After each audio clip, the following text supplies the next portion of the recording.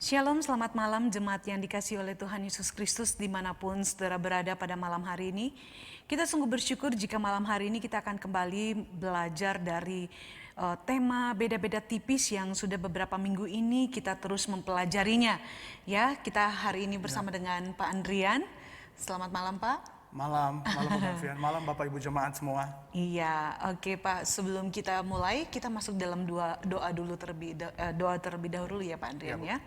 Mari jemaat kita masuk di dalam doa.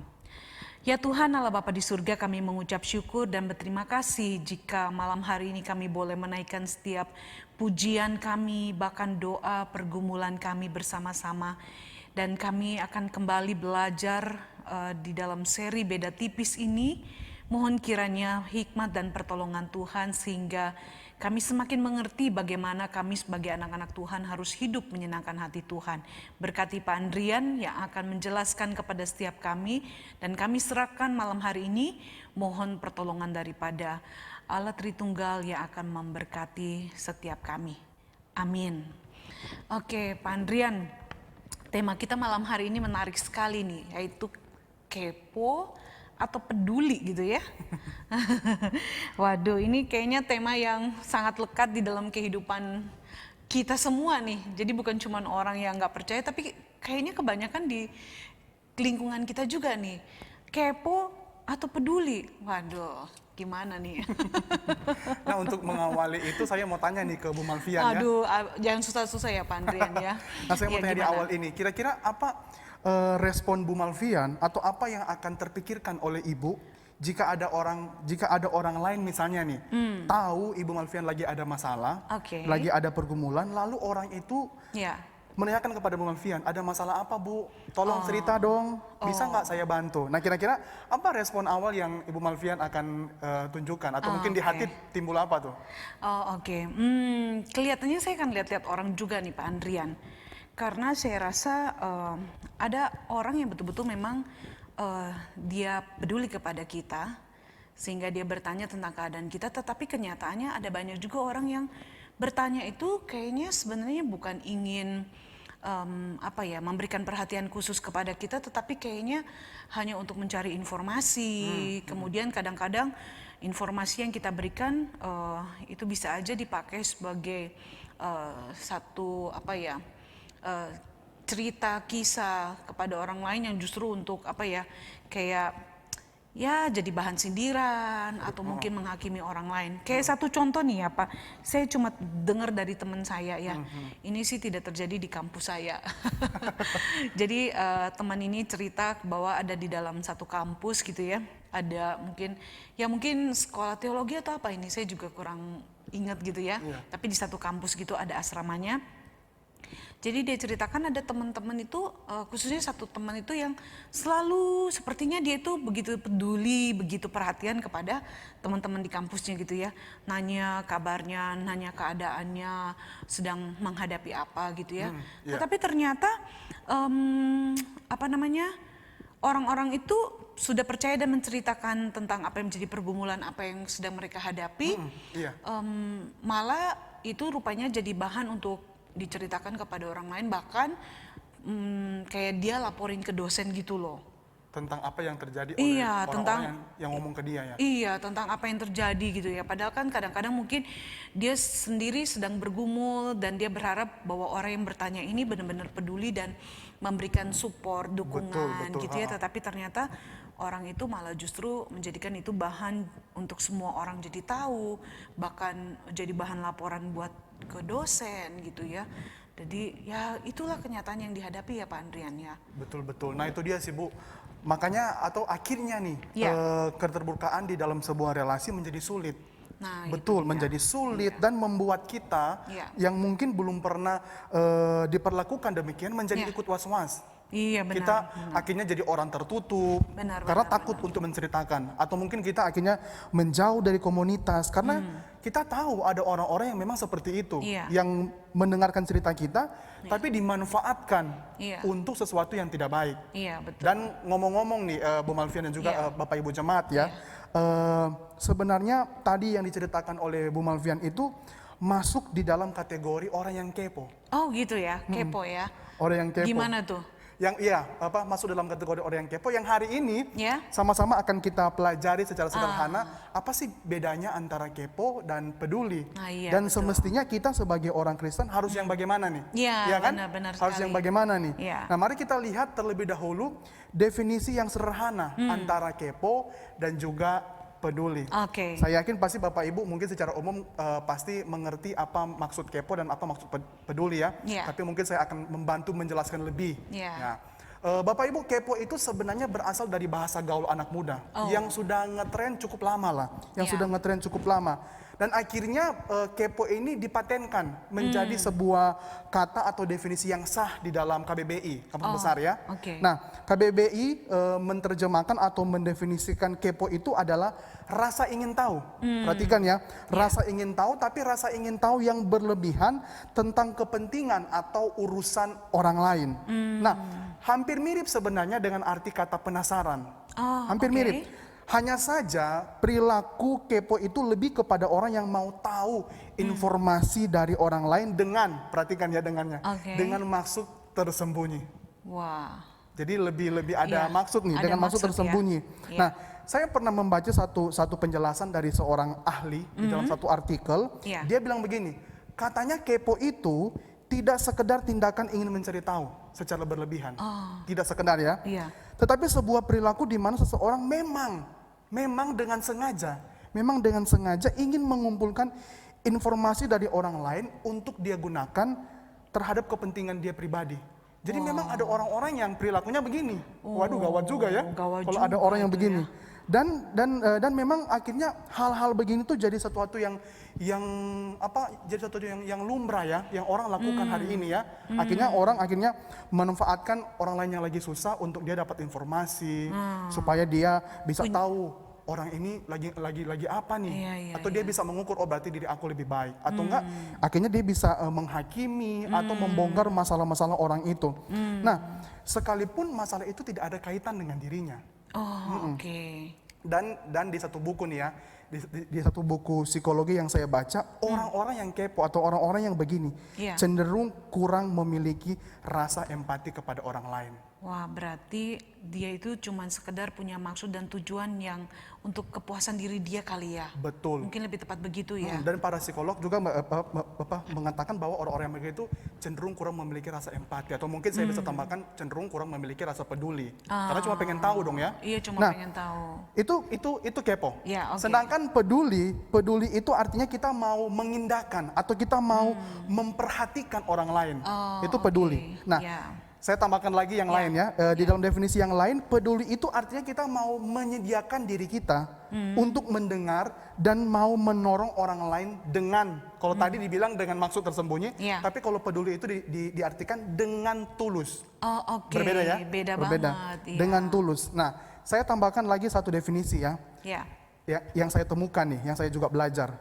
Peduli itu artinya sebuah respon hati. Sebuah respon hati yang telah diubahkan oleh Allah. Yang telah diubahkan oleh Allah sehingga kita tidak lagi hidup untuk diri sendiri saja, tetapi mau hidup untuk jadi berkat bagi orang lain.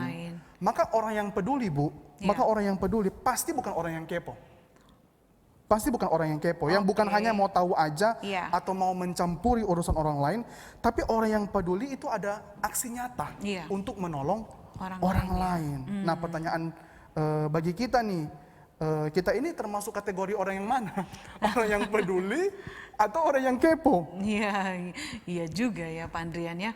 Berarti di sini sangat jelas ya bahwa kita bisa melihat sebuah perbedaan yang sangat mendasar antara kepo dan peduli tadi. Betul. Kalau kepo kelihatannya lebih menuju kepada sesuatu hal yang cenderung egois atau negatif, hanya ingin tahu masalah orang lain, tapi tidak ada satu tindakan apa-apa untuk menolong ya. Mungkin boleh dibilang kayak itu ya Pak, NATO. NATO? Iya. Apa NATO? Coba jelaskan kepada Bapak Ibu. Cuman ngomong nggak ada actionnya. Itu ya? Iya, ya NATO doang ya gitu ya. Jadi berbeda sekali dengan peduli ini. Nah kalau gitu Pak Andrian, pertanyaannya sekarang kita harus jadi orang yang bagaimana nih supaya kita ini betul-betul jangan sampai jatuh ke dalam hal kepo gitu ya. Kepo ya, kekepoan. Kekepoan gitu, ya. mau tahu semua urusan orang gitu ya. Tentu kita sebagai anak-anak Tuhan, sebagai orang percaya ya tentu kita harus menunjukkan sikap peduli dong. Oke. Iya. Iya. Namun Bu Malvian, Bapak Ibu jemaat, berbicara mengenai peduli itu tidak hanya berbicara mengenai sebuah tindakan yang terlihat oleh mata. Itu sebagai sebuah jelas dulu di awal ya. Iya. Tapi peduli itu harus dimulai dari sebuah prinsip. Oke. Prinsip hidup yang benar. Iya. Karena bisa saja kita melihat orang itu peduli, tapi belum tentu peduli. Iya kan? Bisa saja dia hanya kepo, hanya ingin tahu. Nah, saya gambarkan begini. Seperti ibaratnya makanan dinilai dari rasa bukan tampilan, begitupun dengan peduli. Bukan hanya terlihat depan mata, tapi juga kita lihat nih motivasinya apa, prinsipnya juga apa. Iya. Oke. Nah, dan kita perlu melihat prinsip ini supaya kita bisa membangun satu kepedulian yang benar-benar peduli. Dan untuk itu, di dalam tema kali ini kita harus menjadi orang peduli. Tentu kita harus belajar kepada Tuhan Yesus dong. Iya. Oh, berarti memang benar-benar ya Pak Andrian. Karena banyak contoh nih ya Pak Andrian misalnya ya. Karena mungkin orang itu merasa penting, jadi dia merasa dia harus tahu semuanya nih. Ya kan? Ada yang kayak gitu tuh ya. Padahal udah dibilang, aduh sorry, saya cuma bisa sebutkan mungkin masalahnya, tapi nggak perlu tahu orang namanya siapa gitu ya. Mungkin kita udah bilang, udah cukup kita beri bantuan gitu ya. Tapi ada orang-orang yang tetap ngotot, aduh saya harus tahu nih siapa orangnya gitu ya. Itu berarti udah tergolong bisa dibilang kepo gitu Pak. Kepo, dan juga sekalipun dia seolah-olah mau tahu untuk membantu, tapi kadang-kadang kita perlu lihat nih motivasi dia apa, betul-betul peduli atau memang mau cari tahu orang itu yang lagi dalam masalah ya. Itu dia Maka tuh. kita perlu belajar dari Tuhan Yesus nih, bagaimana Tuhan tuh itu menunjukkan sebuah prinsip yang benar, bukan kepo ya. Iya, Nah, betul. mungkin Bapak Ibu tanya, dari mana sih bisa melihat prinsip kepedulian yang Tuhan teladankan ketika Tuhan berada di dunia? Nah, jawabannya simpel sekali, Gimana yaitu dari cara Tuhan Yesus menunjukkan dia punya teladan lewat dia mau menjadi sesama manusia. Nah, dan Tuhan Yesus mengaplikasikan bagaimana hidup menjadi sesama manusia lewat dia menerobos batas atau sekat dalam sebuah tatanan sosial atau agama. Jadi Tuhan menerobos tuh sebuah tatanan sosial dan juga agama pada waktu itu. Nah, saya berikan contoh dua aja ya. Saya berikan contoh dua aja. Bapak Ibu nanti bisa perhatikan contohnya. Kita bisa lihat contoh yang pertama itu kita buka di Matius 9 ayat 9 sampai 11. Bapak Ibu bisa buka di Matius 9 ayat 9 sampai 11. Saya minta mungkin Bu Malvian bisa bacain ya. Oke, Matius 9 ayat 9 sampai 11 ya. Betul. Di dalam bagian ini dikatakan, setelah Yesus pergi dari situ, ia melihat seorang bernama Matius di rumah cukai. Lalu berkata kepadanya, ikutlah aku. Maka berdirilah Matius lalu mengikut dia. Kemudian ketika Yesus makan di rumah Matius, datanglah banyak pemungut cukai dan orang berdosa dan makan bersama-sama dengan dia dan murid-muridnya. Pada waktu orang Farisi melihat hal itu, berkatalah mereka kepada murid-murid Yesus, mengapa guru makan bersama-sama dengan pemungut cukai dan orang berdosa? Nah, kalau Bapak Ibu memperhatikan tadi yang dibacakan oleh Ibu Malvian, di perikop ini Tuhan Yesus sedang makan dengan para pemungut cukai ya, dan juga dengan orang berdosa. Nah, orang berdosa bisa orang yang mereka anggap dapat membawa sebuah kenajisan ya, atau orang-orang yang mereka cap sebagai orang berdosa. Nah, ketika Tuhan mau makan dengan mereka, dengan pemungut cukai, dengan orang berdosa, lalu diprotes atau lalu dipertanyakan oleh orang Farisi yang melihat hal itu. Nah, kenapa sih orang Farisi mempertanyakan hal itu padahal kalau kita lihat kan hanya makan. Nah, tapi kalau kita memahami konteks tentu ada makna yang lebih dalam ya. Nah, karena memang di zaman itu Bu Malvian, betul atau Bapak Ibu jemaat, orang Farisi yang sangat ketat menerapkan hukum Taurat akan sangat memperhatikan masalah makan atau makan dengan orang lain. Nah, mereka tidak akan mau makan dengan orang yang mereka tidak kenal. Apalagi dengan orang berdosa pada waktu itu. Nah, hanya orang-orang yang masuk di dalam mereka punya komunitas yang mereka akan makan bersama, atau orang-orang yang mereka pandang baik, baru mereka bisa berelasi, bisa makan bersama. Nah, mengapa demikian? Nah, karena makan bagi orang Farisi atau makan bagi tradisi orang Farisi atau bagi tradisi orang Yahudi adalah simbol yang pertama itu simbol kesetaraan. Yang kedua simbol persekutuan. Yang ketiga adalah simbol penerimaan. Jadi makan itu makan dengan sesama atau makan dengan orang lain itu artinya kita mau setara, kita mau menerima orang itu, dan juga kita mau bersekutu, membangun relasi dengan orang itu. Sehingga kalau orang Farisi mau makan dengan para pemungut cukai atau orang berdosa atau orang Samaria, maka itu berarti mereka mau menempatkan diri mereka sama dengan orang-orang itu. Dan nggak mungkin dong ya, kita tahu di Alkitab loh, orang-orang Farisi itu sangat membenci orang berdosa, orang Samaria dan lain sebagainya.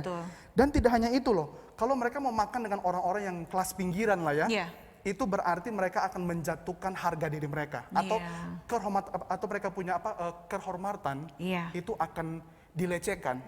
Jadi mereka memang nggak mungkin, dan mereka lihat kok Tuhan mau ya, tapi berbeda sekali dengan Tuhan Yesus, berbeda sekali. Tuhan Yesus, dia mau makan dengan siapa saja. Bahkan kitab Injil banyak mencatat Tuhan mau makan dengan siapa saja, termasuk dengan orang berdosa, termasuk dengan orang-orang yang dikucilkan oleh kelompok di bait Allah. Jadi kelompok-kelompok elit di bait Allah, para imam, pembesar-pembesar, orang Farisi nggak mau makan ya, tapi Tuhan mau. Tuhan mau makan, Tuhan mau bersama-sama, Tuhan mau hadir, mau bawa relasi. Ini yang tadi saya bilang, menembus sekat. Itu Tuhan Yesus loh, menembus tembok pembatas. Dan itu dilakukan oleh Tuhan Yesus. Padahal loh Bu, mengingat Tuhan punya reputasi di saat itu sebagai seorang guru. Orang tahu ya, guru yang sangat hebat, pemimpin yang sangat berpengaruh. Orang bisa lihat dia bisa buat mujizat. Dia bisa pilih loh. Maka setiap dia punya pilihan, setiap dia punya keputusan untuk mau makan dengan siapa saja, itu penting. Karena orang terkenal Tuhan pada waktu itu. Tapi herannya, Tuhan tidak melihat itu. Tuhan tidak melihat itu. Dia menerobos aturan adat dan kebiasaan orang Yahudi pada waktu itu. Dia menerobos sekat. Karena kenapa? Karena dia mau peduli. Betul sekali. Karena dia mau peduli. Orang Farisi bisa sih peduli, tapi pedulinya itu tampilan luar. Yang tadi di awal saya bilang, hanya kelihatan di depan mata peduli. Tapi sebenarnya mereka pedulinya itu ada syaratnya. Ada syaratnya, atau mungkin saya bisa pakai bahasa yang lebih sederhana ya. Orang Farisi mungkin di dalam hal peduli itu ada SOP-nya. Ada SOP-nya. Kalau sudah lewat dari SOP yang mereka tetapkan, mereka tidak akan mungkin peduli kepada orang lain.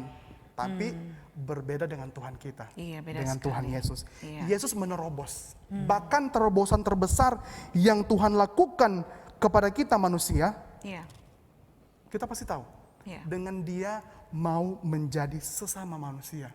Dia mau datang ke dalam dunia, bahkan mau mengambil rupa seorang hamba. Itu satu terobosan yang sangat besar sekali. Di mana Tuhan bukan hanya, ada masalah apa nih manusia, tapi dia mau turun. Dia mau peduli, bahkan dia mau menjadi sesama manusia, mau ketemu dengan siapa saja pada waktu itu. Dan puncaknya kita bisa melihat bagaimana Tuhan menerobos batas. Itu ketika Tuhan mempersembahkan tubuh dan darah dia menjadi korban untuk kita semua. Bagi saya, Bu Malvian, bagi Bapak Ibu jemaat. Dan Tuhan Yesus mempersembahkan tubuhnya dan darahnya itu menjadi menjadi makanan ya, perjamuan pada waktu itu. Tapi itu cuma lambang ya, lambang yang Tuhan sendiri juga katakan di Matius 26 ayat 26 sampai 28. Jadi lambang ini tubuh dan juga ini darah dia. Jadi roti dan anggur ya yang kita hari ini sering lakukan. Maka ketika kita sebenarnya mengikuti perjamuan kudus, saya tarik ke sini ya. Kita sebenarnya harus ingat bahwa ini adalah satu kepedulian yang menerobos batas dan sekat yang Yesus berani lakukan untuk saya, Bu Malvian, dan untuk Bapak Ibu jemaat. Kepedulian Yesus itu melebihi diri kita yang berdosa dan tidak layak ini. Iya dong ya. Tuhan bukan cuma mau makan bersama, tapi dia mau mengambil rupa seorang hamba dan dia mau mempersembahkan tubuh dan darah dia. Sebagai apa? Untuk kita loh. Maka dari sini aja, bahkan dari pengorbanan Tuhan yang biasanya kita peringati dengan perjamuan kudus, itu jadi sebuah momen di mana kita ingat yang tadi saya bilang, ada satu kepedulian yang menerobos batas, yang melebihi ketidaklayakan saya dan juga Bu Malvian untuk Tuhan menunjukkan kepedulian. Berbeda dengan orang Farisi. Beda banget. Peduli tapi ada batas, peduli tapi ada sekat, ada SOP, ada syarat yang mereka tentukan. Dan mereka kadang-kala kan kepo juga, cuman tahu orang itu berdosa, tapi nggak peduli lah. bodo malah amat. bodo amat, ngata-ngatain, menghakimi dan Iya, lain iya. sebagainya. Iya. Maka Bapak Ibu, di malam hari ini saya mau tanya begini. Hari ini sekat dan tembok apa sih yang membuat kita tuh dibatasi? Sehingga kita tidak bisa punya prinsip untuk peduli kepada orang lain seperti yang Tuhan Yesus lakukan. Apa sih tembok atau apa sih sekat yang membuat kita tuh sulit untuk bisa peduli kepada orang lain? Bisa jadi karena tembok itu adalah sifat kepo kita. Oh. Iya kan? Oke. Untuk membuat kita susah. Oke. Atau saya mungkin bisa bertanya hal lain kepada Bapak Ibu. Bisa nggak kita peduli pada sesama kita kalau itu sudah di luar SOP yang kita tentukan? Kan saya yakin Bapak Ibu punya SOP sendiri terhadap diri sendiri. Aku nggak mau ya peduli kalau orang begini. Aku nggak mau ya mau betul. ketemu atau aku nggak mau sama atau aku nggak mau menerima orang yang begini. Itu SOP yang kita lakukan sendiri. Bisa nggak kita tetap peduli? Misalnya, bisa nggak kita peduli pada orang yang menjengkelkan hati kita? Nah, itu dia. Atau pada musuh-musuh kita? Ah. Atau jangan-jangan kita hanya mau kepo masalah musuh kita, hanya mau kepo masalah mereka, lalu kita bongkar supaya musuh-musuh kita malu dan kita senang. Nah, gitu kali ya. Iya. Aku nggak tahu sih. Saya berharap Bapak Ibu boleh berefleksi dari firman Tuhan hari ini. Dan yang terakhir saya mau tanya, masih bisa nggak kita peduli kalau itu di luar batas nyaman diri kita? Maksudnya kita mau peduli tapi tidak sekedar peduli hanya karena itu membuat kita nyaman. Karena Tuhan peduli di luar batas kenyamanan loh. Nah, bisa nggak kita begitu? Wah, tanya dulu nih, peduli di batas nyaman itu apa, Pak? Iya ya, orang pasti bingung nih, peduli di batas nyaman itu apa ya? Saya beri contoh nih ya. Iya, oke. Saya beri contoh dengan satu kisah nyata. Oke. Nah, satu kali ada satu orang pendeta, dia menunjukkan sikap peduli, tapi ya ini ada tapi. Tapi hanya kepada orang-orang yang dia senangi. Dan kepada orang-orang yang kaya. Perhatikan ya, dan kepada orang-orang yang kaya. Ini terjadi di jemaat yang lain ya. Ini menunjukkan sikap peduli nggak kalau kita lihat secara langsung, Bu Malvian? Menunjukkan dong ya. Ya kelihatannya sih peduli. Peduli. Ya. Dia peduli, dia mau telepon, dia mau kalau mungkin dulu sebelum pandemi dia mau berkunjung, mau membangun relasi. Tapi sebenarnya pedulinya dia ini sangat jauh dari prinsip dan motivasi yang benar yang Tuhan teladankan ketika Tuhan ada di dunia. Kenapa? Ya karena pendeta itu peduli, tapi dia hanya peduli kepada orang-orang yang dia senangi, kepada orang-orang yang dapat memberi dia keuntungan, karena orang itu orang kaya, iya kan? Terjadi. Nah, dan peduli yang demikian sebenarnya bukan peduli. Peduli. Itu hanya dilapisi aja dengan sebuah motivasi-motivasi yang terlihat peduli. Dan Bu Malvian harus tahu, Bapak Ibu Jemaat juga harus tahu, peduli di batas nyaman itu pernah ditentang keras oleh Tuhan Yesus. Wah. Nah, di mana itu? Dimana tuh? Kita bisa lihat di Lukas 14 ayat 12 sampai 14. Nah, nanti Bu Malvian bacain buat kita. Saya bacakan ya. Lukas 14 ayat 12 sampai dengan 14 ya. Dan Yesus berkata juga kepada orang yang mengundang dia, apabila engkau mengadakan perjamuan siang atau perjamuan malam, janganlah engkau mengundang sahabat-sahabatmu atau saudara-saudaramu, atau kaum keluargamu atau tetangga-tetanggamu yang kaya, karena mereka akan membalasnya dengan mengundang engkau pula dan dengan demikian engkau mendapat balasnya. Tetapi apabila engkau mengadakan perjamuan, undanglah orang-orang miskin, orang-orang cacat, orang-orang lumpuh dan orang buta, dan engkau akan berbahagia karena mereka tidak mempunyai apa-apa untuk membalasnya kepadamu. Sebab engkau akan mendapat balasnya pada hari kebangkitan orang-orang benar. Nah, di situ poinnya bukan berarti Tuhan melarang orang mengundang orang kaya, enggak ya. Tapi di situ poinnya Tuhan menentang orang yang hanya mau peduli, yang hanya mau makan dengan orang-orang yang bagi mereka itu membuat mereka nyaman. Bisa dihormati, orang-orang yang selevel dengan mereka, yang orang-orang yang bagi mereka itu setara. Dapat untung lah. Betul, sama seperti hari ini prinsipnya. Ada banyak orang peduli tapi pedulinya hanya di batas nyaman. Kayak pandemi sekarang dong ya. Gimana Misalnya contoh tuh ya, kayak sepertinya mau kasih tawarin obat-obat, misalnya orang itu jual obat atau tabung oksigen, tapi harganya cukup tinggi loh. Ya kan? Betul. Mungkin saya peduli nih, saya mau tawarin obat-obat, tapi ternyata harga yang saya berikan juga harganya cukup tinggi. Berarti memang kepeduliannya tetapi bukan benar-benar peduli yang tulus dan benar. Seperti Tuhan Yesus. Iya, seperti Tuhan Yesus, tapi hanya untuk supaya saya punya nyaman. kesempatan nih, Betul. ada apa namanya, keuntungan buat saya Betul, nih. Ya, misalnya betul, seperti betul, itu betul. ya. Dan ini contoh orang yang peduli di batas nyaman. Iya. Maka pertanyaan bagi Bapak Ibu sekali lagi, bisa nggak kita peduli itu di luar batas nyaman kita? Pak Pendeta, ini bagi saya pedulinya tidak di luar batas nyaman. Padahal apa yang Tuhan teladankan, apa yang Tuhan lakukan, sangat-sangat di luar batas nyaman dia. Termasuk yang tadi yang sudah saya ceritakan ya. Iya. Maka Bapak Ibu, saya mengajak kita, mari di contoh yang pertama ini kita boleh lihat apa yang Tuhan teladankan dan kita contohi prinsip Yesus di dalam hal peduli kepada orang lain. Iya. Nah, itu yang pertama ya. Iya. Contoh kedua, Bapak Ibu bisa sama-sama buka. Kita lihat di Matius 4 ayat 1 sampai 3. Nanti minta tolong sekali lagi Bu Malvian baca ya. Iya, baik, saya bacakan ya. Iya. Matius 4 ayat 1 sampai 3.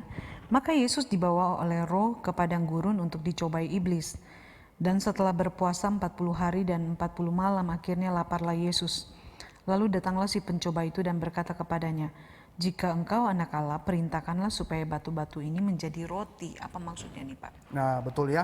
Kalau bagian ini sudah umum sekali. Iya. Sudah umum, orang banyak tahu. Nah, bagian ini tuh menjelaskan bagaimana Yesus lapar setelah berpuasa selama 40 hari. Sebuah cerita yang semua orang pada tahu.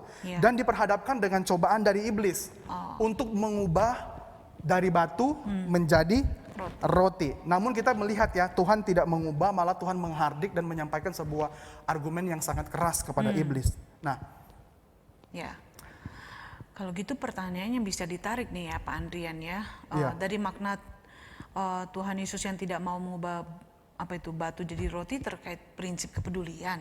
Bagaimana tuh? nah ya mungkin Ada kaitannya. mungkin makna yang bisa kita tarik yaitu bagaimana Yesus mau menempatkan atau mau mengidentifikasikan dirinya dengan orang-orang yang butuh dipedulikan. Kalau yang tadi Tuhan menunjukkan peduli lewat menerobos batas atau sekat, dia mau menjadi sesama manusia, mau setara, mau menerima, mau bersekutu dengan manusia siapa saja.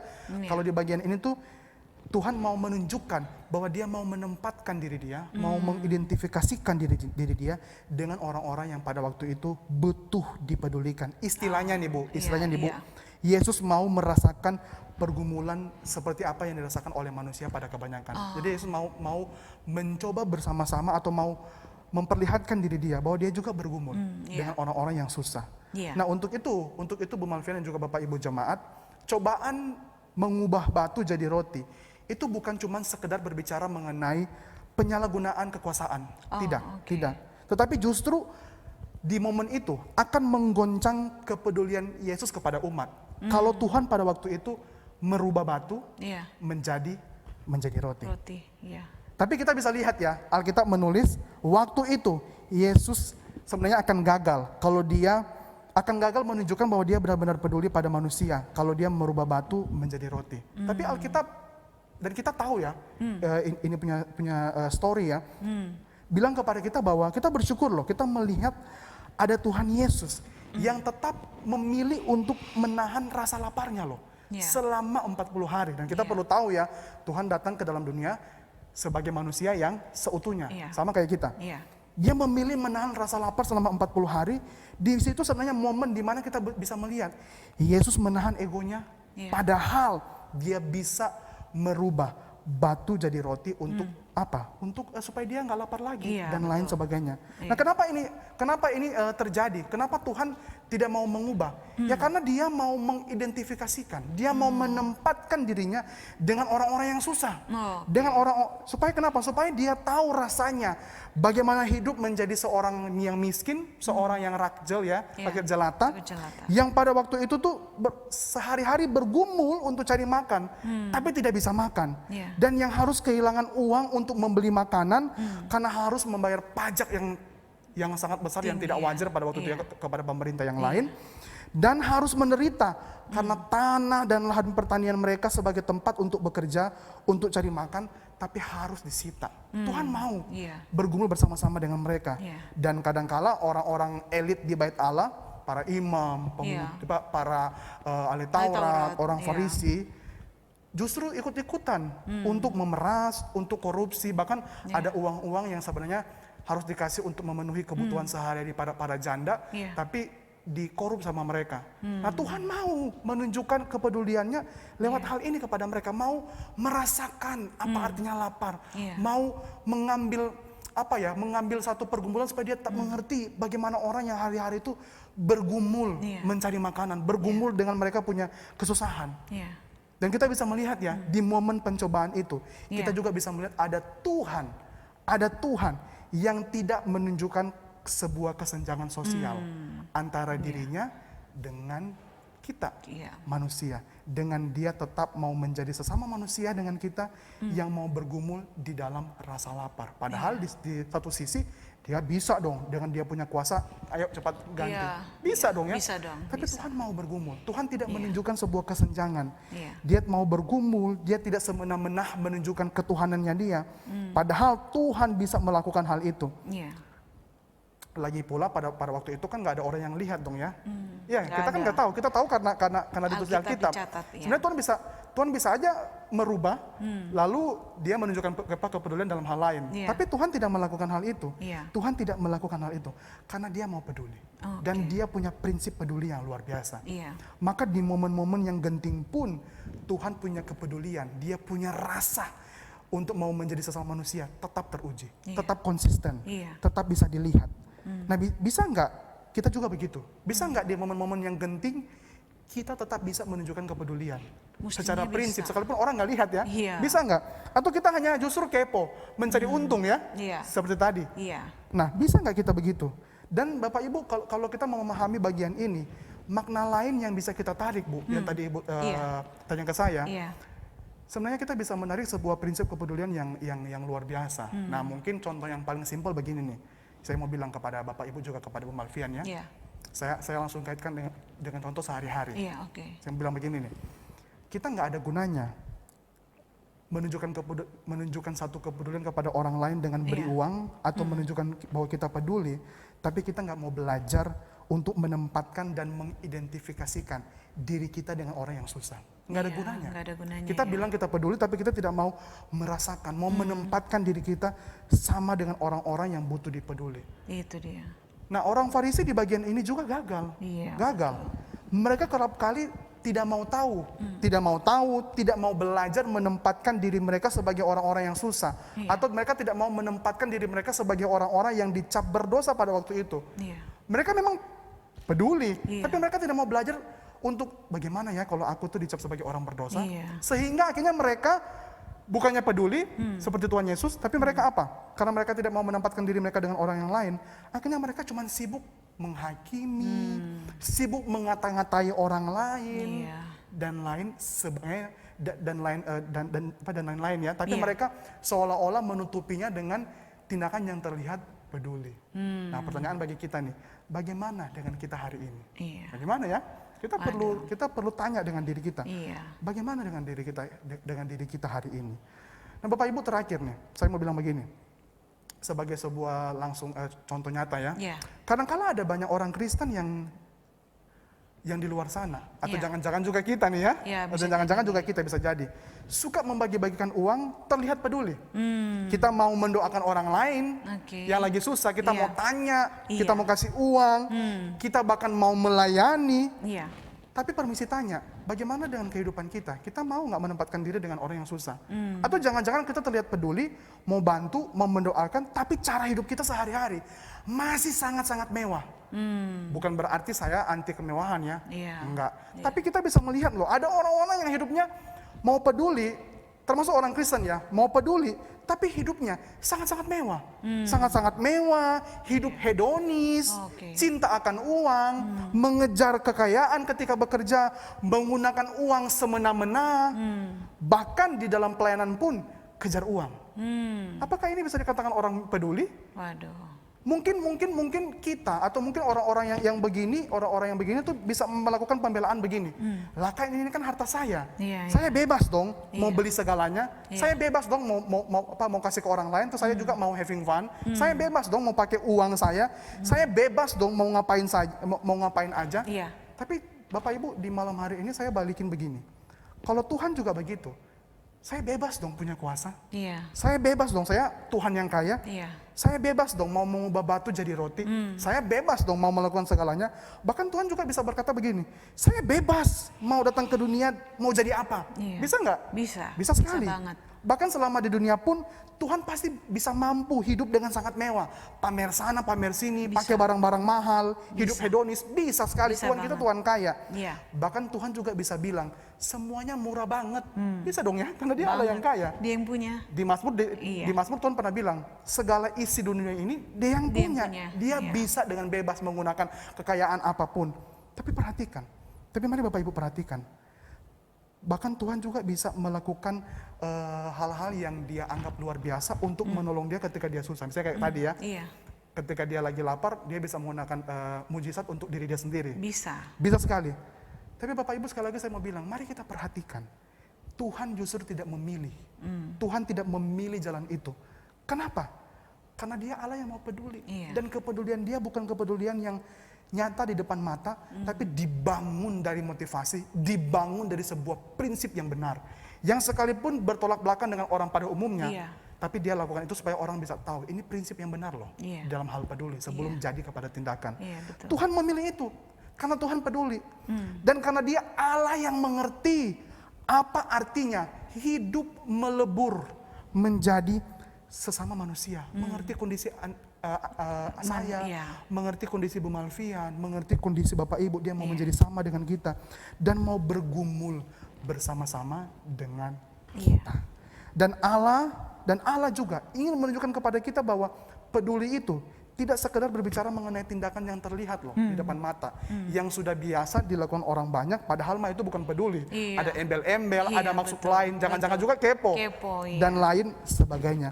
Tapi Tuhan mau menunjukkan kepada kita bahwa peduli itu tentang kita mau ikut masuk, menempatkan diri kita untuk memahami kesusahan sesama kita, dan kesusahan sesama kita itu jangan dipandang orang yang sama dengan kita aja ya, tapi di luar, orang yang mungkin kita anggap tidak layak kita mau peduli dan lain sebagainya.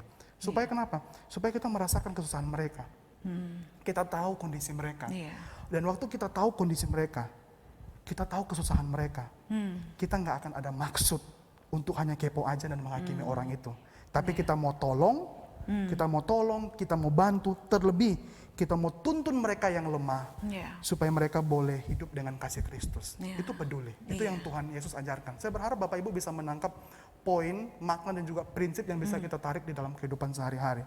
Iya. Nah bagaimana dengan kita? Tuhan sudah menunjukkan banyak hal buat kita. Sehingga ketika Tuhan peduli, tidak ada maksud lain ya. Dia Iya. dengan tulus mengasihi kita. Betul Karena dia sekali. mengerti kondisi orang lain. Iya. Kalau kita juga begitu, kita mau peduli orang lain, kita mau mengerti kondisi orang lain, maka kita nggak akan ada maksud untuk cari tahu, kita simpan, lalu kita bongkar nanti. Pasti nggak ada. Iya, Karena kita iya. mau peduli, mau menempatkan bahwa kasihan ya kalau orang itu kita bongkar masalahnya, kan kasihan kan? Iya, iya. Dan lain sebagainya. Iya. Saya berharap malam ini kita boleh mendapatkan berkat dari perenungan firman Tuhan tentang kita harus jadi orang peduli. Iya. Gitu sih Bu Malvian. Iya, betul ya, menarik ya. Jadi intinya kita harus menjadi orang yang benar-benar bukan hanya sekedar memiliki rasa kasihan melihat orang yang sedang Betul. bergumul, tetapi benar-benar harus ada action, tindakan. Apa yang harus kita lakukan untuk menolong orang tersebut, dan itulah peduli. Ya, kalau orang yang kepo itu hanya sekedar pengen cari tahu aja, tapi tanpa melakukan sesuatu untuk memberikan bantuan dan Betul. pertolongan gitu ya. Wah, terima kasih banyak ya Pak Andrian. Jadi kita kembali diingatkan bahwa yang Tuhan kehendaki adalah bagaimana kita memiliki kepedulian yang besar kepada orang lain. Betul. Sama seperti dengan Tuhan kita, yang karena dia peduli sehingga kita menerima anugerah keselamatan daripada Tuhan. Dan pedulinya dia tuh peduli melewat batas, sekat, Iya. dan peduli mau merasakan kesusahan orang Iya. lain. Nah itu sih. Ya, benar. Oke, Pak Andrian, kita akan tutup dalam doa. Oke, baik.